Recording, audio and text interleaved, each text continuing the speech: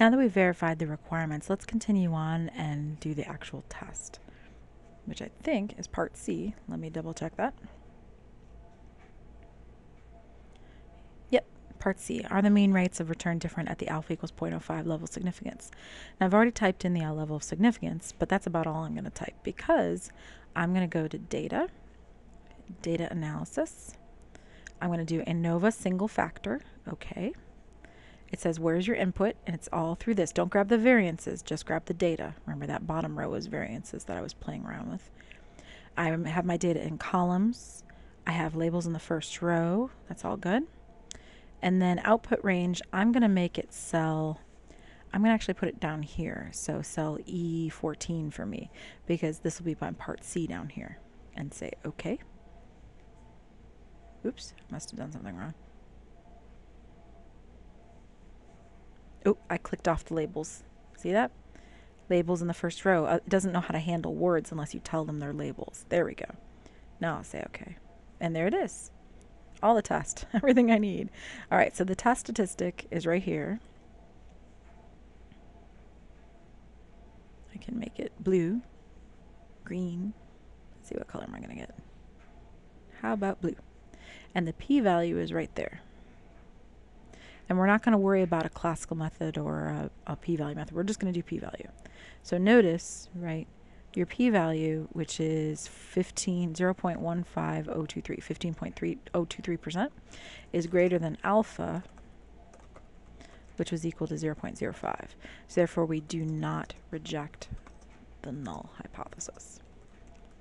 So this giant thing here really gets through step 3 and step 4, all done at once. And then step 5, down here, you still have to make a decision, which is to not reject the null hypothesis. Step 6, there is not enough evidence to support the claim that the means, or that any one of the means is different than the others for those financial stocks and so on. So it should spell others correctly. Now remember, it's also pathetically easy to do this in StatCrunch. So let's go look at it. Now I have the data already in there. If not, I'd have to go do it. Stat, ANOVA, one way. Where's your columns? Well, it's those columns. So financial, energy, and utilities. And then I can click calculate. Single column stuff we're not doing, so don't have to worry about that. That would be if it was all listed in one, which we don't have. Calculate, and there it all is. Look, the F statistic is 2.077, the p-value is 0.1502. You could copy and paste this in somewhere if you wanted to.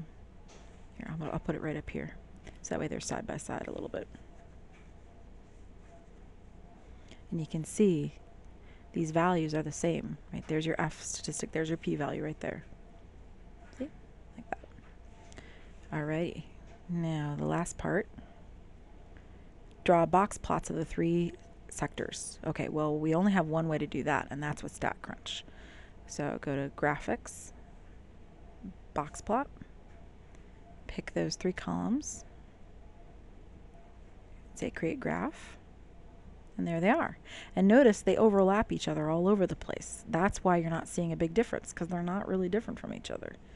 I gotta find my Excel spreadsheet. There we go. So let me go down here. That was step 6. That was all part C. Then part D is right here. And I'll paste this in. There we go. I'll put it down there. The box plot shows a lot of overlap between the 3 groups, which backs up the failure to reject the null hypothesis. Failure to reject the null hypothesis. Right? These groups are not very different from each other in terms of their mean.